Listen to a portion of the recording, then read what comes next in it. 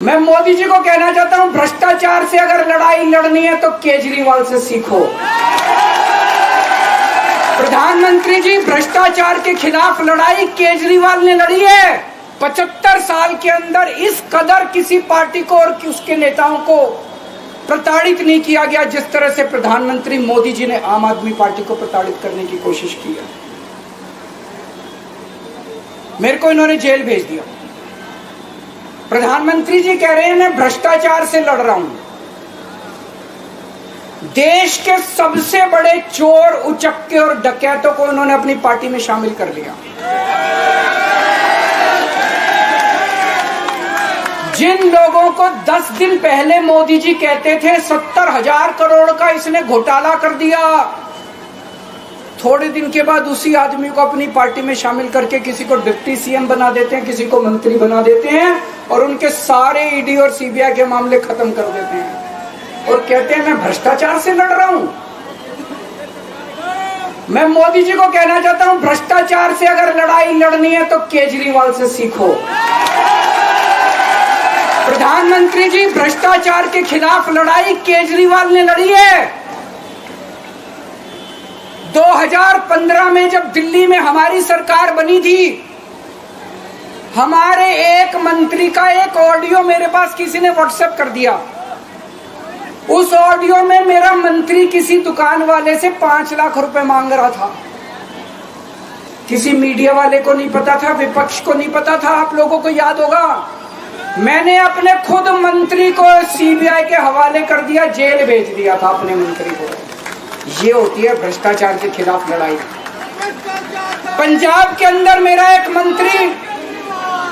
एक मंत्री भ्रष्टाचार में, मेरे को पता चला कि वो पैसे मांग रहा है। वहां पे मान साहब ने उसको, किसी को भी, विपक्ष को नहीं पता था, मीडिया को नहीं पता था, हमने अपने मंत्री को उठा के जेल में भेज दिया। तुम देश के सारे चोर उचक्के डकैतों को अपनी पार्टी में शामिल कर लो और केजरीवाल को जेल भेज दो और कहो मैं भ्रष्टाचार के खिलाफ लड़ रहा हूं। तो आप भ्रष्टाचार के खिलाफ नहीं लड़ रहे प्रधानमंत्री जी। आप देशवासियों को बेवकूफ मत समझो। देश बच्चे बच्चे की जुबान के ऊपर हो रहा है कि सारे चोर चक्कों को अपनी पार्टी में शामिल करके और ईडी और सीबीआई के सारे केस उनके रफा दफा कर दो। केजरीवाल को क्यों गिरफ्तार किया? केजरीवाल को गिरफ्तार करके उन्होंने एक मैसेज दिया है सारे देश को कि अगर मैं केजरीवाल को गिरफ्तार कर सकता हूं तो किसी को भी गिरफ्तार कर सकता हूं। कोई केस नहीं होगा, कोई मामला नहीं होगा, तब भी मैं तुमको गिरफ्तार कर सकता हूं। एक बेहद खतरनाक मिशन चालू किया हुआ है प्रधानमंत्री जी ने, बहुत ही खतरनाक। देशवासियों को यह समझने की, अब जब मैं बोलने जा रहा हूं, समझने की जरूरत है। उस मिशन का नाम है वन नेशन वन लीडर। देश के सारे नेताओं को खत्म करना चाहते हैं मोदी जी और इसको 2 स्तर के ऊपर इस मिशन को चला रहे हैं। जितने विपक्ष के नेता हैं उनको जेल भेजेंगे और जितने बीजेपी के नेता हैं उनको सबको निपटा देंगे, उनकी राजनीति खत्म करते जाएंगे, उनको सबको निपटाते जाएंगे। विपक्ष के अंदर आज इन्होंने मनीष सिसोदिया को जेल भेज दिया, संजय सिंह को जेल भेज दिया, सत्येंद्र जैन को जेल भेज दिया, केजरीवाल को जेल भेज दिया, हेमंत सोरेन को जेल भेज दिया, ममता दीदी के कई मंत्रियों को जेल भेज दिया, स्टालिन के कई मंत्रियों को जेल भेज दिया, केरला के सीएम के पीछे पड़े हैं। अगर ये चुनाव जीत गए, मेरे से लिखवा लो एफिडेविट के ऊपर, थोड़े दिन के बाद ममता दीदी जेल में होंगी, तेजस्वी यादव जेल में होगा, स्टालिन साहब जेल के अंदर होंगे, पिनरई विजयन जेल के अंदर होंगे, उद्धव ठाकरे जेल के अंदर होंगे, जितने विपक्ष के नेता ये सारे जेल के अंदर होंगे। अगर ये चुनाव जीत गए, इन्होंने बीजेपी का एक नेता नहीं छोड़ा। आडवाणी जी की राजनीति खत्म कर दी इन्होंने, मुरली मनोहर जोशी की राजनीति खत्म कर दी, सुमित्रा महाजन की, शिवराज सिंह चौहान जिसने मध्य प्रदेश का चुनाव जीत के दिया इन लोगों ने, शिवराज सिंह चौहान ने उसको मुख्यमंत्री नहीं बनाया, उसकी राजनीति खत्म कर दी। वसुंधरा राजे की राजनीति खत्म कर दी इन्होंने, खट्टर साहब की राजनीति खत्म कर दी, डॉक्टर रमन सिंह की राजनीति खत्म कर दी। अब अगला किसका नंबर है? योगी आदित्यनाथ। अगर ये चुनाव जीत गए, मेरे से लिखवा लो, 2 महीने के अंदर उत्तर प्रदेश का मुख्यमंत्री बदल देंगे। योगी आदित्यनाथ की राजनीति खत्म करेंगे, उनको भी निपटा देंगे। यही तानाशाही है दोस्तों।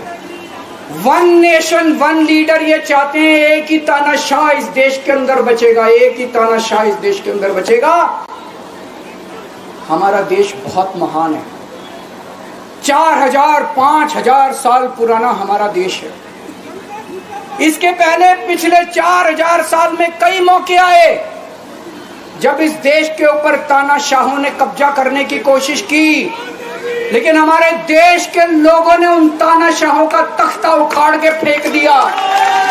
जब जब हमारे देश में ऐसा मौका आया कि तानाशाह ने हमारे देश के ऊपर कब्जा करने की कोशिश की, इस देश की जनता ने उसका तख्ता उखाड़ के फेंक दिया। आज एक तानाशाह इस देश से जनतंत्र खत्म करना चाहता है। आज एक तानाशाह इस देश से लोकशाही खत्म करना चाहता है। मैं पूरे तन मन धन से लड़ रहा हूं, संघर्ष कर रहा हूं उस तानाशाह के खिलाफ। 140 करोड़ लोगों का साथ चाहता हूं मैं। मेरे अकेले के करने से नहीं होगा। 140 आज मैं आप लोगों से भीख मांगने के लिए आया हूं। 140 करोड़ लोगों से 140 करोड़ लोगों से भीख मांगने के लिए आया हूं। मेरे देश को बचा लो, मेरे भारतवर्ष को बचा लो, मेरा भारत बहुत महान है। इस तानाशाही से बचा लो मेरे दोस्त, मेरे देश को।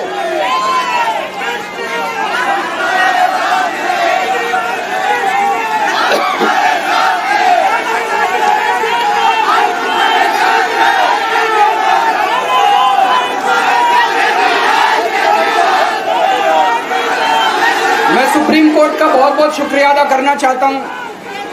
उन्होंने 21 दिन दिए हैं। एक एक दिन में 24 घंटे हैं। मैं एक दिन में 24 में से 36 घंटे काम करूंगा। पूरे देश भर में घूमूंगा इस तानाशाही को रोकने के लिए। दोस्तों, जितनी मेरे अंदर ताकत है, मेरा सब कुछ कुर्बान है देश के लिए।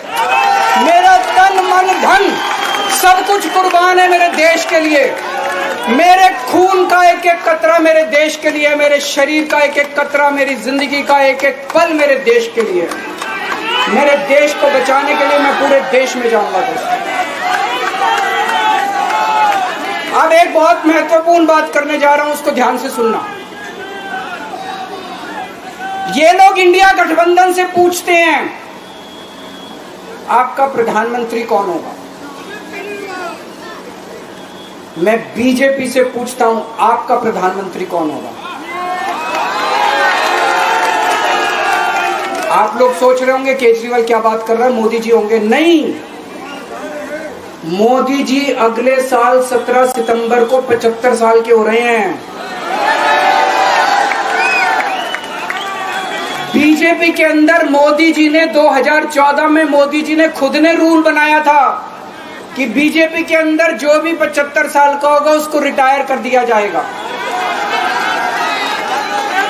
सबसे पहले आडवाणी जी को रिटायर किया गया, उसके बाद मुरली मनोहर जोशी जी को रिटायर किया गया, फिर सुमित्रा महाजन को रिटायर किया गया, फिर यशवंत सिन्हा को रिटायर किया गया। अब मोदी जी अगले साल 17 सितंबर को रिटायर होने वाले हैं। तो मैं बीजेपी से पूछना चाहता हूं आपका प्रधानमंत्री का दावेदार कौन है। दोस्तों, अगले साल 17 सितंबर तक अगर इनकी सरकार बनी, तो उस पर भी आऊंगा मैं। अगर इनकी सरकार बनी तो पहले अगले 2 महीने में योगी जी को निपटाएंगे ये, और उसके बाद मोदी जी के सबसे खास अमित शाह को ये प्रधानमंत्री बनाएंगे। तो मैं लोगों को, देश के लोगों को आगाह करना चाहता हूं, मोदी जी अपने लिए वोट नहीं मांग रहे। मोदी जी अमित शाह को प्रधानमंत्री बनाने के लिए वोट मांग रहे हैं। मैं पूछना चाहता हूं मोदी जी से और अमित शाह जी से, ये मोदी की गारंटी पूरी कौन करेगा? क्या अमित शाह मोदी की गारंटी पूरी करेंगे? जब आप अगर जो वैसे तो मेरे को लगता है मैं भी आऊंगा उसके ऊपर, मुझे नहीं लगता इनकी सरकार बन रही है। लेकिन जो जो बीजेपी को वोट देने जाएं वो ये सोच के जाना कि आप मोदी जी के नाम पे वोट नहीं दे रहे, आप अमित शाह के नाम पे वोट दे रहे।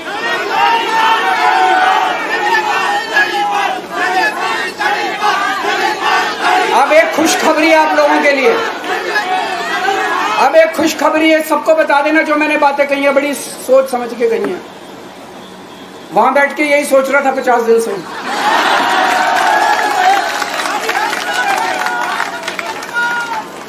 दोस्तों पूरे देश के मेरे को बाहर निकले हुए 20 घंटे हो गए। इन 20 घंटों के अंदर भी मैंने रात भर में जनता से बात कर रहा था, लोगों से फोन कर रहा था।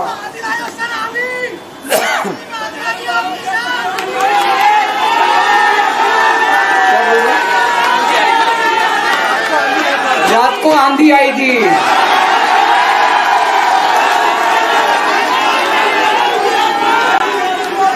पिछले 20 घंटे में मैंने जो बातचीत करी है, कई बड़े बड़े एक्सपर्ट से बात की, चुनाव विश्लेषकों से बात की, सेफोलॉजिस्ट से बात की, जनता से बात की, फोन पे लोगों से। मेरा अपना आकलन है कि 4 जून के बाद इनकी सरकार नहीं बन रही, मोदी सरकार नहीं।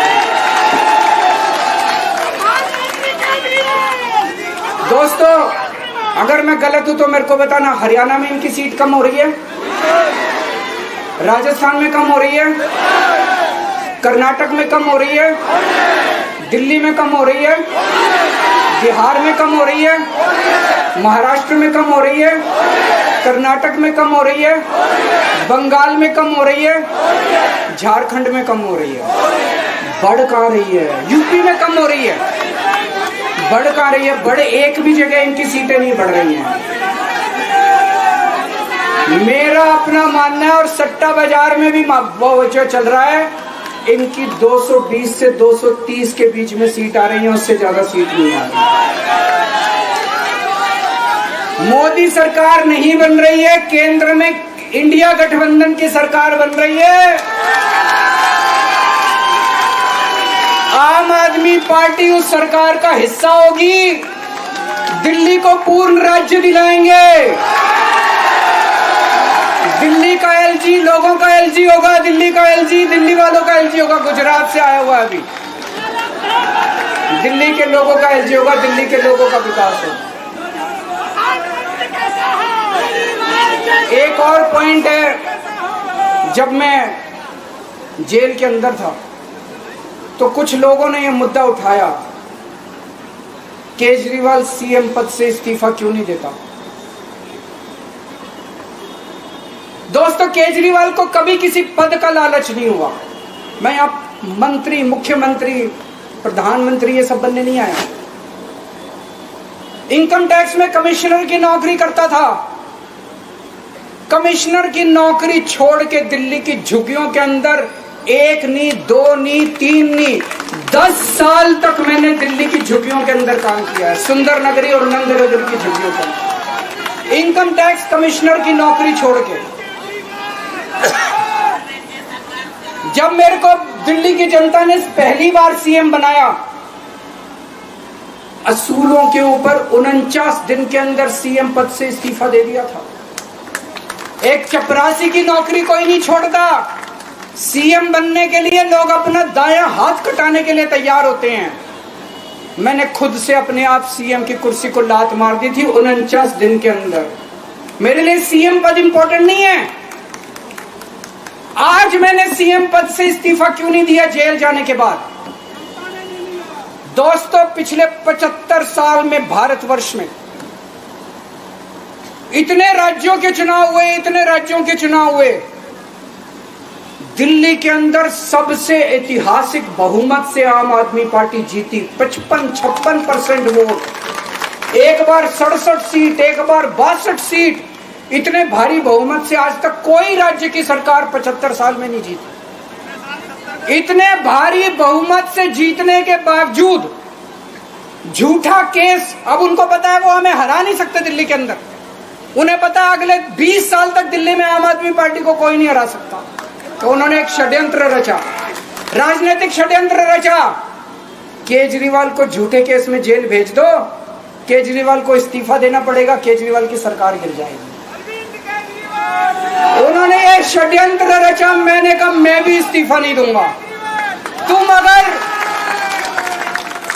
तुम अगर जनतंत्र को जेल में कैद करोगे तो जनतंत्र जेल से चला के दिखाएंगे। सरकार भी जेल से चला के दिखाएंगे। कतई इस्तीफा, तुम्हारे ट्रैप में फंसने वाले नहीं हम। ये अगर हेमंत सोरेन साहब को भी इस्तीफा नहीं देना चाहिए था, जेल से सरकार चलानी चाहिए। अगर हमने इस्तीफा दे दिया, ये तो बड़ा अच्छा इनके लिए। जिस राज्य के अंदर ये चुनाव हारेंगे उसके मुख्यमंत्री को पकड़ के जेल में डाल दो, सरकार गिरा दो। उसके मुख्यमंत्री को पकड़ के जेल में डाल दो, सरकार। आज मैं अगर दिल्ली की जेल के अंदर रह के दिल्ली की जेल से इस्तीफा नहीं दे रहा, वो इस तानाशाही के खिलाफ संघर्ष कर रहा हूं, इसको समझ लेना। केजरीवाल को किसी पद का लालच नहीं है। सीएम तो 100 सीएम की कुर्सी देश के नाम कुर्बान है। मुझे पता चला मेरे जेल जाने से बहुत लोग भावुक हुए, खासकर मेरी माँ, बहनें, महिलाएं बहुत रोई, कईयों ने बहुत मन्नतें मांगी। मैं सबका बहुत बहुत शुक्रिया अदा करना चाहता हूं जिन लोगों ने अपनी दुआएं, करोड़ों लोगों ने अपनी दुआएं भेजी हैं। पूरी दुनिया भर से करोड़ों लोगों ने दुआएं भेजी।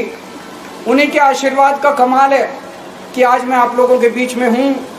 आप लोग सब लोग सुखी रहें, देश खूब तरक्की करे, फले फूले, आप सब लोग खूब खुश रहें, ऐसी मेरी प्रभु से इच्छा है। भारत माता की।